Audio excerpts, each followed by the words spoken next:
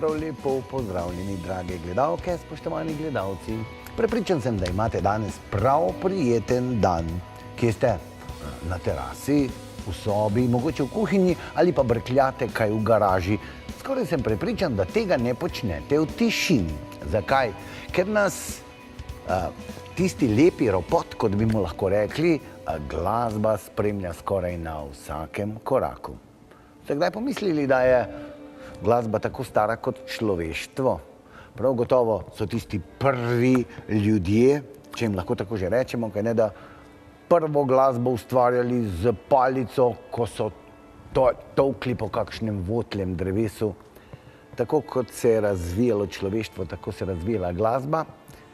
In o tem se bomo danes pogovarjali z našimi današnjimi gosti. Prav lep pozdrav, gospa Mira. Pozdravljeni. Zelo vesel sem, da ste danes z nami. In gospod Tine, sin in mati. Se pravi, da imamo dva, bi rekel taka, čisto ta prava vira, s katerimi se lahko pogovarjamo o glasbi. A začnemo o tisti prvobitni glasbi. Kaj to sploh je, gospa Mira? Tista prvobitna glasba, ki je nastala. In kako?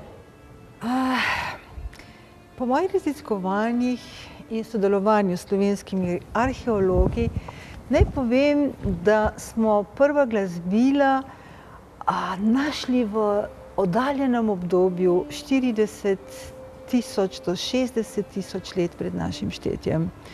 Tja sodijo te naše koščene piščali iz divjih bab, ki je zdaj že razvpita, zelo znana, smo jo skupaj dokazovali s slovenskimi arheologi kot eno najstarejših glasbil. Tu imam eno repliko, tudi stare koščene piščali, pa tam tudi piščal iz Tibeta, jakova kost, ki je okovana s srebrom. To so najstarejša glasbila, so iz medvedje kosti, so seveda tudi navadni kamenčki, aboriđini vzamejo navadne kamenčke ali votlo cev, ki zazveni.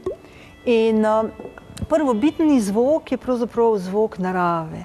Naši davni predniki so znali poslušati zvoke sami v sebi, kako bije srce, kako šumi kri po žilah. Tibetanci so bili mojstri v tem, pa so napravili orkester, ki posnema notranje zvoke. Če je imel nekdo čas, kar pa se danes le redko kdaj zgodi, v tem hitrem življenjskem tempu in naši davni predniki v prazgodovinskem obdobju so zagotovo bili pozorni opazovalci okolja, narave, zemlje, vesolja. V tistem času so potem opazovali tudi, kako nastane kakšen zvok. Ko je napeta žica, ko je napeta lijana, ko je napeta kita, ko so posrkali mozek iz medvedove kosti ali čeljustnice, kamor sodijo tudi najstarejša glasbila, je votla cev zazvenela. Prvobitni zvok našega sveta je tudi, če se udarite takole, kot recimo Maori, po prsih ali naredite po ličnicah ali po čelu, zazveni, vaše telo je lahko inštrument. Tako da najbolj primaren inštrument je seveda naš glas, ki sam po sebi pride ven kot krik, kot mrmranje, kot nekaj, kar se spontano izvije iz nas in se kasneje artikulira v jezik, v besedo, nato pa tudi v melodijo. Ja? Kaj je to pomenilo človeku, tistemu, ki je prvi začutil neke posebne občutke? Zakaj to pride? Glas je že sekundarni oziroma je nekaj, kar je naša danost. Toda vse, kar obstaja, vse obstoječe, tudi materialni svet, sestavljajo frekvence, vibracije. Vsaka frekvenca, vsaka vibracija pa je tudi ton. Zato v bistvu, ko človek išče, ko se išče sam v sebi, ko pride spontano, recimo v neki bolečini, pride spontano nek vzklik, neko jamranje, če hočete. Jamranje je silno zdravilna stvar, zato je to jaz na svojih delavnicah pospešujem, rečem tečajnikom, dajte ven to svojo bolečino, dajte ven tudi s krikom, tudi z jokom. To je nekaj, kar je kot naša danost se spontano razvije in izvije iz našega telesa. In bolj, ko je človek spoznaval te naravne zvoke In naši davni predniki so tudi slišali frekvence zvezd, sonca, lune, zemlje. In to so zelo pomembne stvari, ker so se hoteli uglasiti. Danes mi ne razmišljamo, da se bi uglasili za zemljo, za vesoljem, za soncem, za zvezdo. Toda, če ste uglašeni z vsem obstoječim, še posebej pa za zemljo, na kateri živimo, potem, ko zazvenimo z zemeljskim tonom rotacije zemlje ali pa letne rotacije, vse to je človek, ko je dojel to simfonijo frekvenc, o kateri danes govorijo tudi kvantni fiziki, da smo prezrli simfonijo frekvenc, je poskušal to tudi si olajšati posel in nastala so orodja, to je glasbila, ki zazvenijo v frekvencah, v vibracijah planetov in zemlje, da bi človek lahko uglasil sam sebe. Naš ansambel Vedun, moja šola Veduna, duhovna šola, poskuša ljudem povedati, da je glasba izredno pomembno orodje in da ni vseeno, kaj poslušate. Pazite, kaj poslušate. Mnogi, ravno včeraj na enem tečaju mi je rekel en mladenič, jaz sem mogel dati v službi odpoved. Nisem mogel več poslušati tistih razglašenih, rušilnih zvokov, ki se danes oglašajo iz medijev in tudi, žal tudi v medicinskih ustanovah. Evo, da ne pa ti ne na vrsti kot predstavnik mlade generacije, saj vemo, ne, da človeštvo se razvija, vse v zvezi z nami se razvija. Če je to sploh še razvoj. No, to bo pa potem, gremo počasi. Gremo tudi nazaj lahko. Gremo počasi pa po vrsti. Ko je gospa Mira govorila o glasbi, o frekvencah zemlje, o frekvencah narave, ne vem čega. Koliko je današnja glasba v frekvenci s čim? Težko je reči, s čim je v frekvenci. Z nami sigurno ne. To se mora vprašati. Ja, ampak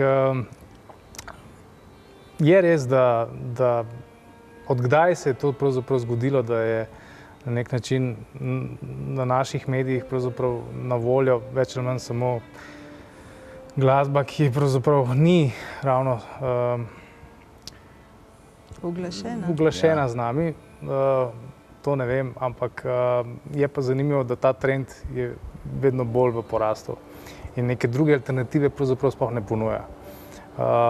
In dejansko gre vse bolj v neko popularno maličenje še tistega, kar je bilo nekoč ali ljudsko ali pač neko staro, se pravzaprav danes dela iz tega pač neke šank-rock variante, ki pač izgubljajo popolnoma na svoji teži.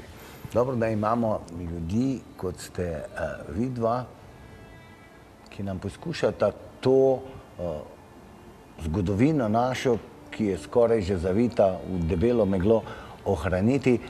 Ali ljudje zanima, ali vam prisluhnejo, ko jim razlagate to bistvo glasbe, vibracij, sozvočja? Če smem samo še nekaj povedati za nazaj. Ko smo mi začeli šteti leta, vseeno to imenujemo novi vek ali nova doba, se je začel velik propad naravnih vrednot in konec koncev tudi iskanja naravnega zvoka.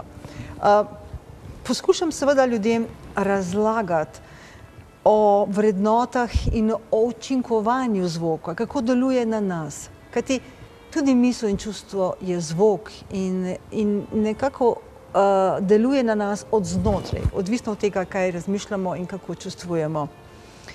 Toda tisto, kar je najpomembnejše, je, da je zvok višjedimenzionalno orodje, to ni samo nekaj, kar je v fizičnem svetu, ker imamo tudi slišni in neslišni zvok. Neslišni zvok je iz višjih dimenzij, 7. dimenzije, ki ustvarja ves fizični svet. Celotno vesolje, ozvezdja, vse to je frekvenčni svet, ki deluje na nas, mi pa nazaj. Tudi na vesolje kot tako, tudi na Zemljo. Vsakdo na Zemlji je pomemben in stare duhovne modrosti pravijo, pazi, kako onesnažuješ Zemljo in svet, tako s svojimi mislimi, svojimi čustvi, kot seveda tudi z zvokom. Ko pridejo ljudje na tečaje, na delavnice ali na koncerte, seveda jim tista informacija osnovna morda odpre neka vrata v razmišljanju, kako in zakaj, kakšne zvoke smo imeli, kaj pozabili. Ti stara modrost je bila izjemna, žal pa to znanje pozabljeno in to poskušamo vrniti nazaj. Tudi tisto, kar je najbolj bistveno, je, ko zaslišijo te zvoke, ki jih nagovarjajo na ravni duše, na ravni duha in na to posredno vplivajo tudi na počutje telesno, se ljudje izkustveno najbolje zavedo, kaj zvok je. Da je zvok imenitno orodje in če se zavedate, da je lahko imenitno orodje, ki vas uglašuje, da lahko v sebi napravite, spodbudite procese samourejanja, tudi samozdravljenja, potem seveda obstaja tudi zvok kot nekaj nasprotnega, ki vas ruši. Zato mnogi, ko gredo v veleblagovnice in zaslišijo rušilne zvoke, pa se niti ne zavedajo, kako jih rušijo, jim potem, ko gredo domov, postane slabo. Enostavno ugotovijo, da tisto, kar so pobrali tam, da je čudno, da deluje na njih rušilno. Zvok nikoli ni bil zabava, nikoli, ampak je bilo silno pomembno orodje samourejanja, da ne rečem tudi samozdravljenja. Zato so naši predniki poznali vsako frekvenco, ta je zato, ta je zato, ta je zato, ta je zato, da bi lahko v bistvu napravili, uresničili svojo željo in vsa starodavna obredja in tudi tista, ki se še izvajajo pri naravnih civilizacijah, imajo en sam namen. Jasno izraziti svojo željo in namen, ga podpreti z gibanjem, ga podpreti z glasbo, ga podpreti s frekvencami uglašenosti, v katerih bivamo, med vesoljem in Zemljo, pa bo šlo vse dobro. Pa Mira in Tine, čez nekaj minut bosta dobila priložnost, da bosta nam predstavila nekaj glasbil, ki sta jih prinesla danes s sabo. Ta čas pa mi poglejmo nekaj aktualnih dogodkov, ki vas čakajo na Klepetu ob kavi. V avgustu-septembru se Klepet ob kavi znova odpravlja na duhovno popotovanje. Raziskovalna odprava, tokrat po poteh Indijancev in Nezemljanov. Pot bomo z letališča Phoenix v Severni Ameriki začeli v mestu Sedona, spoznali Hopje, nadaljevali v Narodnem parku Bryce, poznanem po magičnih bitih, nato Antilope in Monument Valley. 18 dni za osebno popotovanje. Pridružite se manjši skupini in doživite svet po poteh Indijancev in Nezemljanov s Klepetom ob kavi. Več pa na klepetobkavi.si ali 02 6200 230. No, in zdaj tisto, kar smo tako zelo čakali. Prejle ste, drage gledalke, spoštovani gledalci, opazovali tale glasbila tukaj pred nami, mogoče kakšno bolj domače, drugo pa malo bolj tuje. Gospa Mira, to so stara glasbila. Katero bi bilo najstarejše po vašem mnenju? Piščali iz kosti, navadni kamenčki, votlacev in drumlice. Recimo, danes jim pravimo brnice, kalbrnije ali pa drumlice, vendar so že na jamskih slikarijah pračloveka, recimo v Franciji, naslikani lovci, namaskirani med bizoni, ki so igrali na drumlice. Takole zvenijo. Zelo enostavno, so pa v ljudski glasbi, naši slovenski, so se ohranile še do 20. stoletja, tudi drugod so bile znane, z Irci so prišle potem tudi v Ameriko in tole je takole, čisto enostavno, kot sem povedala, napeta strunica in da glas.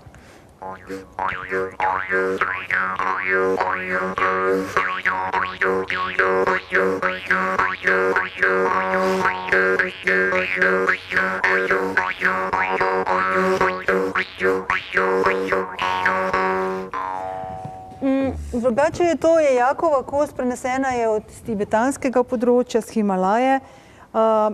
S tem so ponavadi poskušali ljudje te piskajoče ali pa trobilne zvoke in namen je bil en sam, da bi človeški vrsti in pa živalski vrsti, ki je bila pomembna za bivanje, privoščili, da ne rečem pričarali, dolgo življenjsko dobo.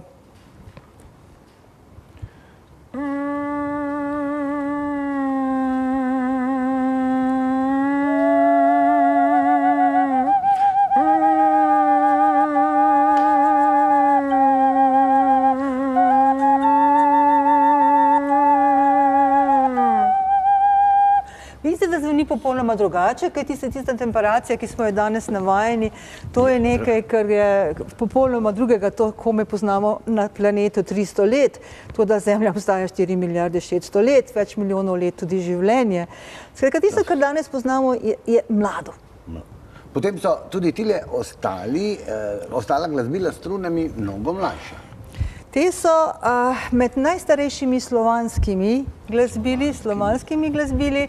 Tole pravzaprav je keltsko in stara in tudi staroevropska poganska harfa, ki ima samo 3 strune. Najprej človek pogruntal, nekaj, kar napne med zobmi, kar naprej kot lok, zveni. Potem je napravil resonančno skrinjo in nekaj strun in je nastalo prvo glasbilo. Tale najina balkanska lirica ali evropska keltska harfa, kot je krut ali krft, je stara več tisoč let. Prisluhnimo.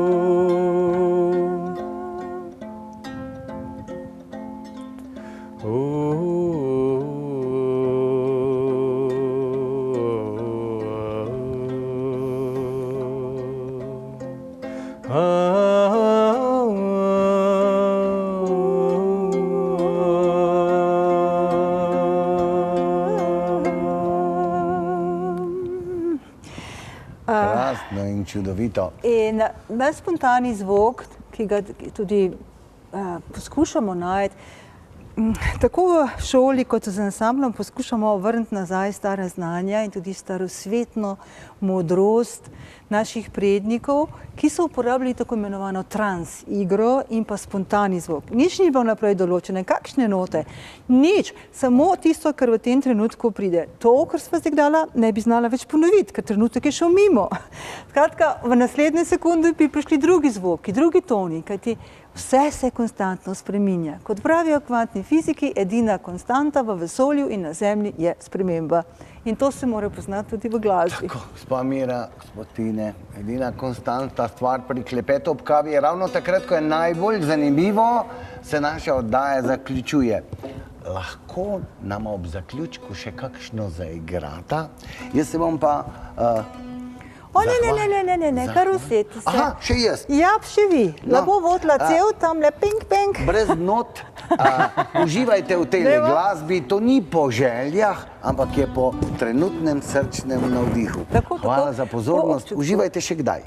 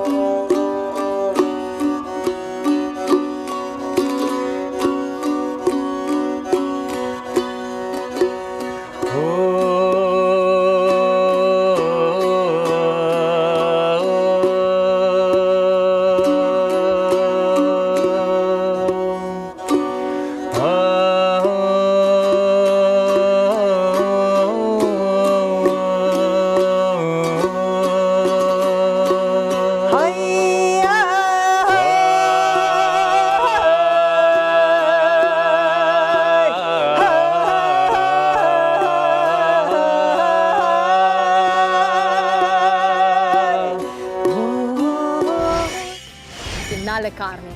Jaz imam eno stekleničko, v kateri je 90 kapsul, prvo še vedno, pa še vedno imam polovico.